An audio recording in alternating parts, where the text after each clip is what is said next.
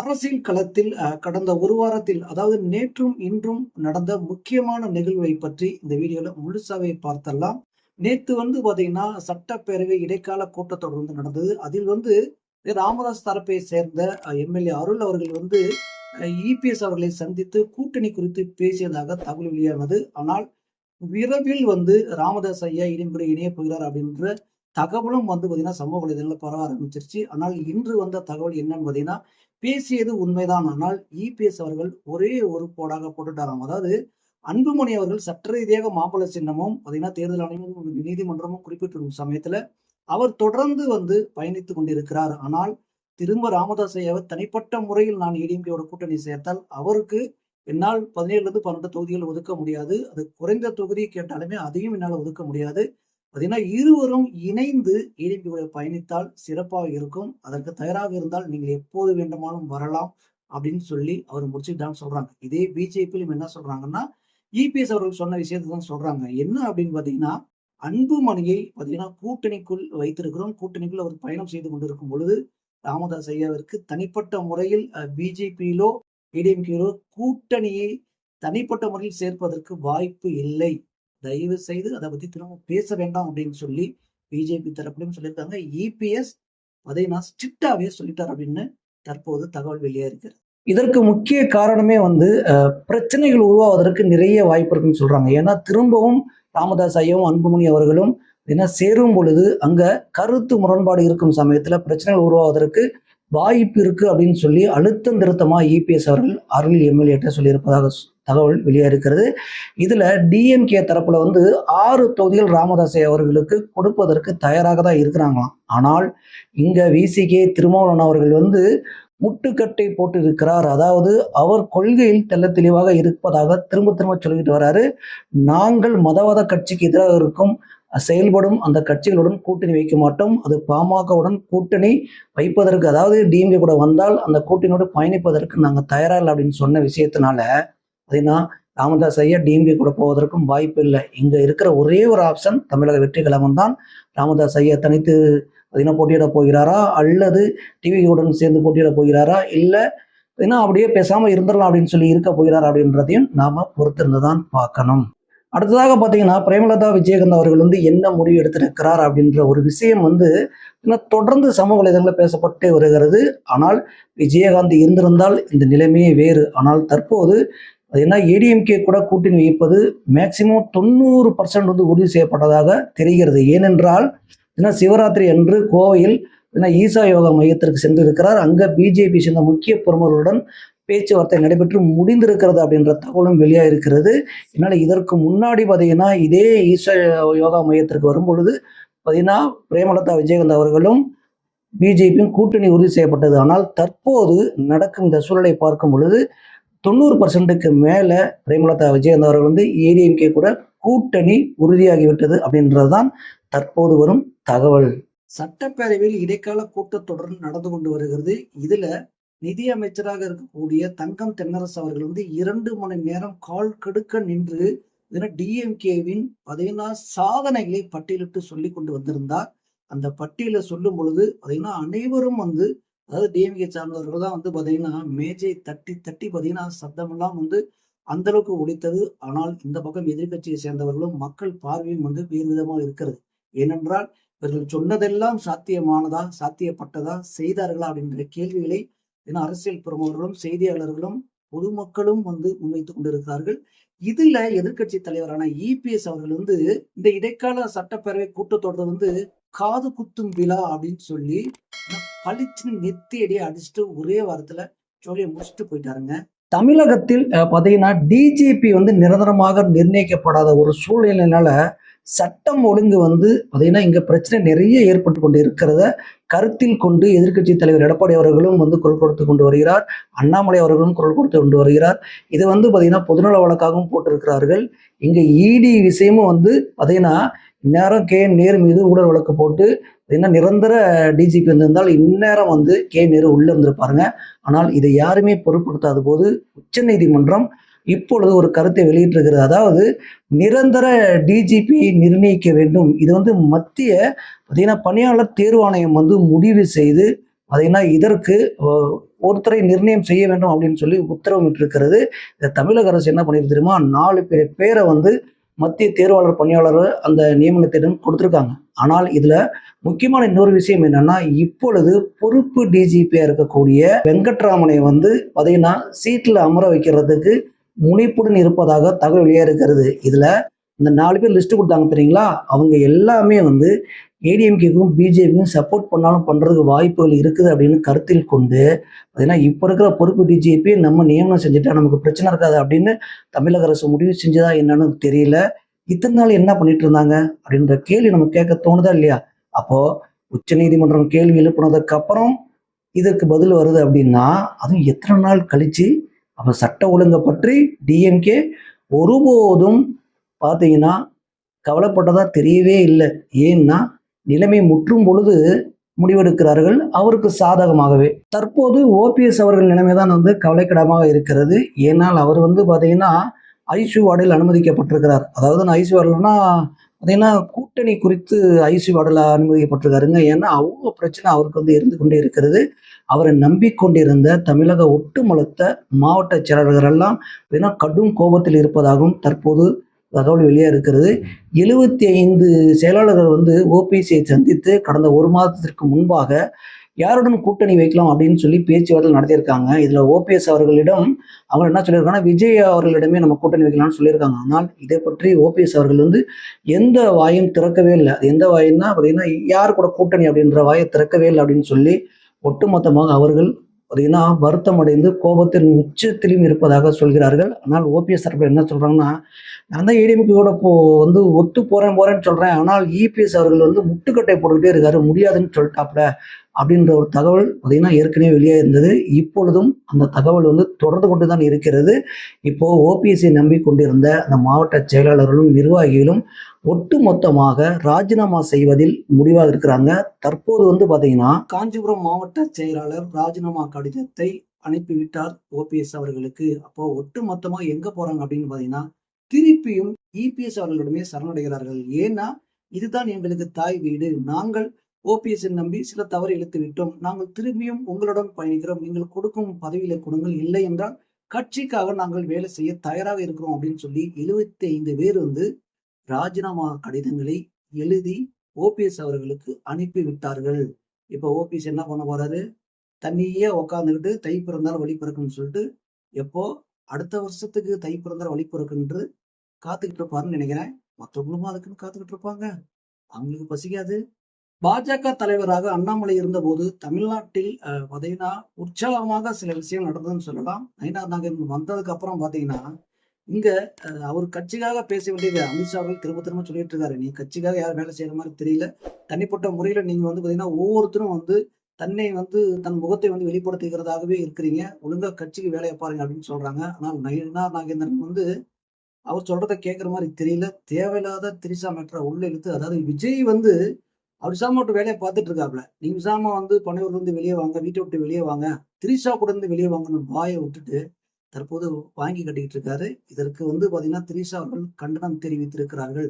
நான் வந்து எந்த கட்சியுடன் தொடர்பில் இல்லை, பாத்தீங்கன்னா நடுநிலையாக செயல்படுகிறேன், அப்படி இருக்கும்போது உயர் பதவியில் இருக்கும் பாத்தீங்கன்னா கட்சி தலைவர்கள் எல்லாம் பொதுவெளியில் நாகரிகமாக நடந்து கொள்ள வேண்டும் அப்படின்னு சொல்லி பாத்தீங்கன்னா கண்டனம் தெரிவித்திருக்கிறார்கள். இதற்கு முன்னாடி ஏர்போர்ட்ல கீர்த்தி சுரேஷ் அவர்களுக்கு ஃபங்க்ஷனுக்கு போகும்போது சில அரசன் புருஷன் பேசப்பட்ட போதும் அண்ணாமலை அவர்கள் வந்து தனிப்பட்ட முறையில் யாரையும் தாக்கவோ அவர் வந்து விமர்சனம் செய்யக்கூடாது அப்படின்னு பாத்தீங்கன்னா சூப்பரமான ஒரு விஷயம் சொல்லியிருந்தாரு. இதெல்லாம் நயினார் நாகேந்திரன் வந்து திரும்ப அந்த வீடியோ எடுத்து பார்த்தாருன்னா அவருக்கு நல்லா இருக்கும்னு நினைக்கிறேன். ஆனால் தற்போது என்ன பண்றாருன்னா மன்னிப்பு கேட்ட மாதிரி இருக்கட்டும், பாத்தீங்கன்னா மீசில மண் ஒட்டின மாதிரி இருக்கட்டும், மண் ஒட்டாத மாதிரி இருக்கும் அப்படின்னு சொல்லி ஒரு பேச்செல்லாம் பேசுவாங்கல்ல, அந்த மாதிரி இது வந்து நான் தனிப்பட்ட முறையில் இதுவரையும் பேசவில்லை, தற்போது பேசிவிட்டேன், அது வருத்தமாக தான் இருக்கிறது அப்படின்னு சொல்லிட்டு மேலிடம் போயிட்டாரு.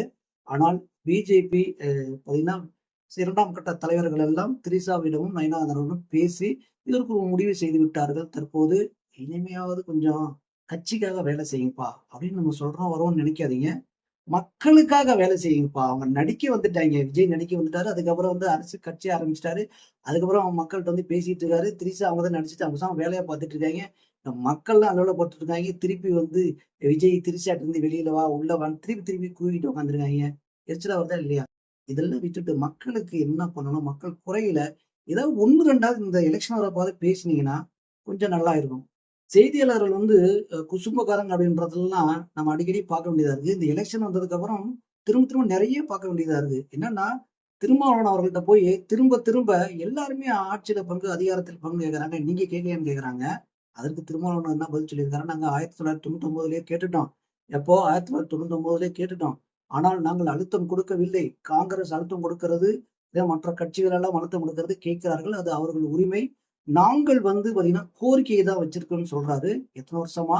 1999லிருந்து 30, 35 ஆண்டு காலமாக கோரிக்கை மட்டும் வைத்துக் கொண்டிருக்கிறார். இதே மாதிரி தான் அவர் பேசிக் கொண்டிருக்கிறார். தொடர்ந்து இதே மாரி பேசிட்டு வாங்க. மக்களுக்கு நல்லது செய்வீங்க. அதே தொடரட்டும் அப்படின்னு நம்ம சொல்லிறலாம். ஏன்னு கேட்டீங்கன்னா, அப்படிதாங்க அவர் பேச்சு இருக்குது. ஏன்னா, அ செய்தியாளரும் நம்ம சொன்ன மாரி சும்மா இருக்க மாட்டேங்கிறாய்ங்க. திருமாவளவரும் திரும்ப திரும்ப இதே விஷயத்த சொல்லிட்டு இருக்காரு.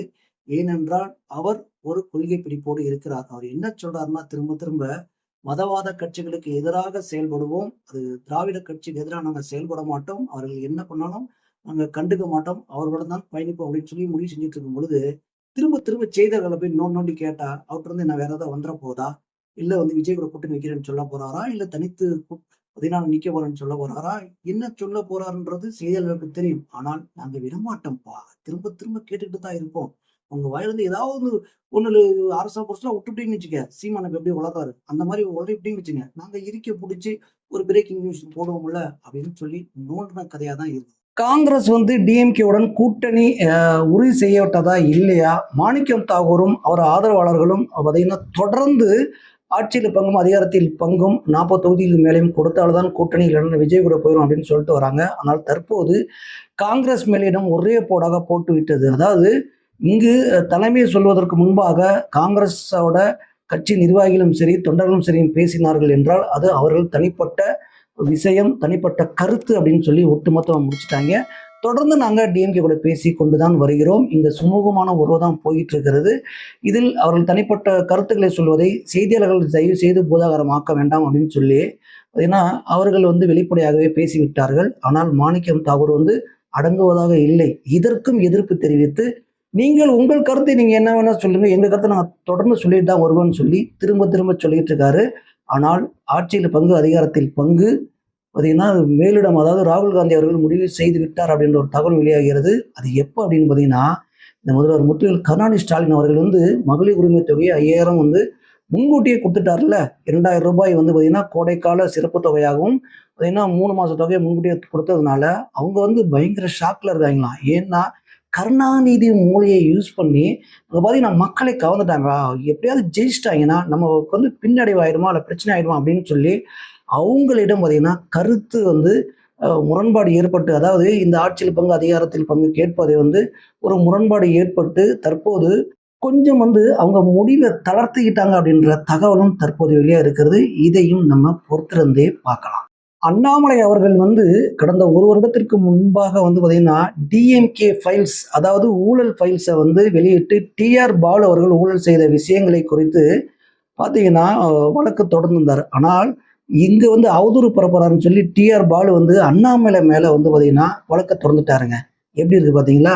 நீங்க எப்படிதான் சுத்தி சுத்தி வந்தாலும் நாங்களும் உங்க மேல் நீங்க என்ன சொல்லும்போது நான் ஒன்னும் சொல்லாம விட மாட்டேன் அப்படின்னு சொல்லியிருக்காங்க. ஆனால் அண்ணாமலை அவர்கள் வந்து சைதாப்பேட்டை கோர்ட்ல நேரடியாக சில கேள்விகளை முன்வைக்கிறேன்னு சொல்லிட்டு அங்க நீதிபதி தெரிவித்து பார்த்தீங்கன்னா கேள்விகளை முன் வச்சிருக்கிறார். அதாவது என்ன கேட்டிருக்காருன்னா, டிஆர் பாலு என்ன சொல்லியிருக்காருன்னா, ஊழல் செய்து சொத்துக்களை சேர்த்து வைத்திருக்கிறார். அதாவது ஒரு மனைவி பேரை சொத்து சேர்த்து வச்சிருக்காரு, உறவினர்கள் பேரை சொத்து சேர்த்து வச்சிருக்காங்க. இப்படி வந்து பார்த்தீங்கன்னா வருமான வரி கட்டாமல் சொத்து சேர்த்து வச்சிருக்காரு அப்படின்ற விஷயங்களை எல்லாம் டிஆர் பாலு கூறியிருக்கிறார். அதற்கு அண்ணாமலை அவர்கள் நேரடியாக கேள்வி கேட்டிருக்காரு. என் மனைவி பேர் தெரியுமா? டிஆர் பாலு தெரியாது. என் மனைவி என்ன வேலை செய்யறாங்களா? தெரியாது. அவங்க வந்து பார்த்தீங்கன்னா அவங்க மேல என்னென்ன சொத்து இருக்குமா? தெரியாது. அப்ப எங்க உறவினர்கள்லாம் யார் பேர் தெரியுமா? தெரியாது. அவங்க மேல ஏதாவது சொத்து இருக்கா? தெரியாது. வருமான வரிக்கு கட்டி நான் வந்து ரசீது எல்லாம் வச்சிருக்கிறேன். அது தெரியுமா? தெரியாது.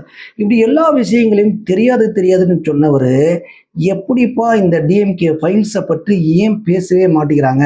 அதற்கு தான் திரும்பவும் நான் வந்து டிஆர் பாலு மீது திரும்ப ஒரு அவதூறு வழக்கை தொடர இருக்கிறேன். அது எந்த அளவுக்கு போய் சேரும், அவங்கள சும்மாவே விடமாட்டேன் அப்படின்னு சொல்லி அண்ணாமலை அவர்கள் வந்து கங்கணம் கட்டி கொண்டு அடுத்த கட்டத்திற்கு போயிருக்கிறார். அது மட்டும் இல்லாம என் மனைவி எங்க வேலை செய்றாங்க, அவங்களுக்கு மாதம் எவ்வளவு சம்பளம், நான் வந்து வருமான வரித்துறையிடம் கட்டிய அந்த ரசீது, அதற்கப்புறம் வந்து கட்சியில் பயணிக்கும் பொழுது எனக்கு எவ்வளவு சம்பளம் கொடுத்தார்கள், நான் என்ன வேலை செய்தேன், இது அத்தனையும் ஒட்டுமொத்தமாக பொது வெளியில் நான் வெளியிடப் போகிறேன். திராணி இருந்தால் டி.ஆர். பாலு அவர்கள் இதையெல்லாம் வெளியிடட்டும் அப்படின்னு சொல்லியிருக்காரு. சவால் விட்டுருக்காருங்க. அண்ணாமலை அவர்கள் சொன்னால் இதுவரைக்கும் செய்து காட்டியிருக்கிறார். ஏனென்றால் திருப்பதியில போய் சவுக்கெடுத்து அடிச்ச சம்பவங்களா இருக்கு பார்த்தீங்களா? சொன்னார் செய்தார். இதையும் செய்வார். அதையும் நம்ம பொறுத்திருந்து பார்க்கலாம். டி.ஆர். பாலு அடுத்து பார்த்தீங்கன்னா அவதூறு வழக்கின் மேல்முறையீடு போறாரா இல்லையா அப்படின்றதையும் பார்க்கலாம். ஏன்னா தொடர்ந்து இருவரும் பார்த்தீங்கன்னா அவதூறு போய்கிட்டே இருக்காங்க. மக்கள்லாம் டயர்டாகி போய் பார்த்துக்கிட்டு இருக்காங்க. இப்போதாங்க ஒரு முக்கியமான கட்டத்துக்கு வந்திருக்கிறோம். என்ன கட்டம் அப்படின்றத நீங்க பார்க்குறீங்களா? நம்ம அழகிரி அண்ணனும் தயாநிதி மாறன் அவர்களும் என்ட்ரியா இருக்கிறார்கள். இந்த எலெக்ஷன் அப்பதான் இவங்கெல்லாம் வருவாங்க. இத்தனை நாளா எங்க இருந்தாங்கன்னு கூட தெரியல. ஏன்னா சன் டிவியில மட்டும் அப்பப்போ பார்ப்போம். அதுக்கப்புறம் எங்க போனாங்கன்னு தெரியல. இப்போ அழகிரி அவர்கள் சொன்ன விஷயத்துக்கு வருவோம். அழகிரி அவர்கள் பார்த்தீங்கன்னா பேசும்போது என்ன சொன்னார்னா, நான் என்ன கோட்டும் பிரியாணியும் காசும் கொடுத்து அவங்கெல்லாம் வரவழைச்சேன், நீங்க தானா வரல. ஆனால் எங்கால் இருக்காரு பார்த்தீங்களா, இதெல்லாம் கொடுத்து தான் வந்து எல்லாத்தையும் வர வைக்கிறாரு. கேவலமா இருக்குப்பா, வெட்கக்கேடா இருக்குப்பா, என்னப்பா இது அப்படின்னு சொல்றாரு. அது மட்டும் இல்லாம மாவட்ட கூட்டம் நடக்கும் பொழுது பார்த்தீங்கன்னா கலைஞரையே மிஞ்சிட்டீங்க அப்படின்னு சொல்லி ஸ்டாலினை புகழ ஆரம்பிச்சு விட்டுனாங்க. அவனை என்ன பண்ணலாம், கலைஞரே மிஞ்சிட்டாரான். கலைஞர் வந்து பார்த்தீங்கன்னா இந்த தமிழ்நாட்டுக்கே வந்து பெருத்த அறிவாளி. ஆஹா, இந்தியாவுக்கே இல்லைங்க, உலகத்துக்கே அவர் பெரிய அறிவாளி. அவரை மிஞ்சிட்டாராம் ஸ்டாலின். அவனை என்ன பண்ணலாம், சும்மா விடக்கூடாதுங்க, அவனை ஒரு வழி பண்றேன் அப்படின்னு சொல்லி பார்த்தீங்கன்னா அவர் பேச்சில் வெளிப்பட்டிருக்கிறது. இத்தனை நாள் வெளியில் வராமல் இருந்தவர் தற்போது வந்து தொடர்ந்து போன எலெக்ஷன் அப்பெல்லாம் எப்படி குரல் கொடுத்தாரோ அதையே வெளிப்படுத்தி இருக்கிறார். அதுக்கப்புறம் இன்னொரு விஷயம்னா அழகிரி ஆதரவாளர் வந்து ஏடிஎம்கே கூட இணைஞ்சிருக்கிறார். அதுதான் டிஎம்கே இருந்த முக்கிய பார்த்தீங்கன்னா பொறுப்பாளர்கள்லாம் ஏடிஎம்கே இணைகிறார்கள் அப்படின்னு சொல்லி சமூக வலைதளங்கள் பேசப்பட்டது. அது முக்கியமாக அழகிரியோட ஆட்கள் தாங்க. அவர் யார் அப்படின்னு பார்த்தீங்கன்னா பி.எம். மன்னன் சோழராஜா அவர்கள். இந்த சோழராஜா அவர்கள் வந்து பார்த்தீங்கன்னா அழகிரியோட இருந்து பார்த்தீங்கன்னா டிஎம்கேயோட பயணித்தவர். இவர் வந்து பார்த்தீங்கன்னா அழகிரி எப்படி கட்சியிலேருந்து நீக்கினாங்களோ அப்போ இருந்தே வந்து பார்த்தீங்கன்னா கட்சியிலேருந்து வெளியில இருந்து தான் அவர் இருந்துட்டு வந்திருந்தாரு. இவர் இதுக்கு முன்னாடி பார்த்தீங்கன்னா மதுரை துணை மேயராக வந்திருக்கிறாருங்க. இப்போ ஏடிஎம்கே கூட இணைந்து பார்த்தீங்கன்னா அவர் கூட இருக்கும் நிர்வாகிகள்லாம் கூட்டிட்டு உள்ளே வந்துட்டாரு. இதுல நான் வந்து ஏடிஎம்கேவை மதுரையில 10 தொகுதியையும் ஜெயிக்க வைப்பேன் அப்படின்னு சொல்லி சபதம் எடுத்திருக்காரு. அதையும் நம்ம பொறுத்திருந்தே பார்க்கலாம், அந்த சபதம் எந்த அளவுக்கு வெல்லும் அப்படின்றத.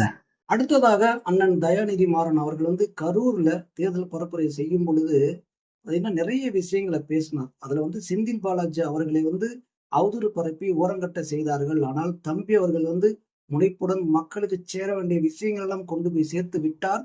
கண்டிப்பா நீங்க 2 மாதத்தில் செந்தில் பாலாஜி அவர்களின் வேலை எப்படி இருக்கும் நீங்களே பாருங்க. கண்டிப்பா வந்து இபிஎஸ் வந்து அடிக்கடி ஒன்று சொல்லிட்டு வர்றாரு, கொங்கு மண்டலத்தை அசைக்கவே முடியாதுன்னு. ஆனால் நமது தம்பி செந்தில் பாலாஜி அவர்கள் வந்து ஆட்டம் காண வைத்து விட்டார்.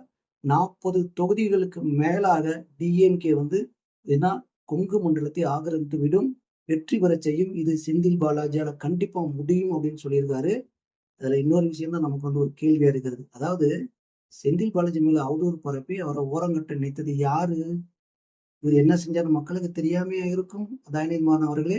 இதுல வந்து பாத்தீங்கன்னா கேமரா வந்து டைட்டா வச்சிட்டு இருக்காங்க. பெண்கள்லாம் பயங்கர ஆராவம் செஞ்சாங்க. கேமராமேன் கை ஏதோ வந்து நடுக்க ஆரம்பிச்சுன்னு நினைக்கிறேன். லைட்டா தூக்கினாரு. பின்னாடி பார்த்தா வெறும் எம்டி சேரா இருக்குங்க. முன்னாடி ஒரு 20, 30 பேர் தான் இருக்கிறாங்க. அப்போ இந்த 20, 30 பேர்கிட்டையும் வந்து இந்த அளவுக்கு நீங்க கூவி விட்டு மக்கள்கிட்ட வந்து பாத்தீங்கன்னா செந்தில் பாலாஜி எல்லா விஷயம் கொண்டு போய் சேர்த்தாராம். எந்த விஷயங்களை சேர்த்தாருன்னு கரூர் சம்பவம், அதாவது விஜய் தேர்தல் பரப்புரை ஆட்டும் போது கரூர் சம்பவம் வந்து இந்த 2026 தேர்தல்ல ஒரு முடிவு கட்டம். தயாநிதி மாறன் அவர்களே, நீங்க வந்து என்ன சொல்ல வரீங்கன்னா, நாங்கள் வந்து இந்த கொங்கு மண்டலத்துக்கு செலவு செய்யறதுக்கு எங்க முதல்வரும் சரி, நாங்களும் சரி தயாராக இல்ல. செந்தில் பாலாஜி அவர்களே, நீங்களே எல்லாம் பாத்துங்க. அதுக்காக தான் நாங்க தண்ணி தெளிச்சு விட்டோம். அதாவது நீங்க எங்க மணற்கொள்ளையும் எல்லா விஷயங்களையும் பண்ணலாம். இதற்கெல்லாம் நாங்க கண்டுக்கவே மாட்டோம் அப்படின்னு சொல்லி விட்டுட்டு போனது எதற்காக?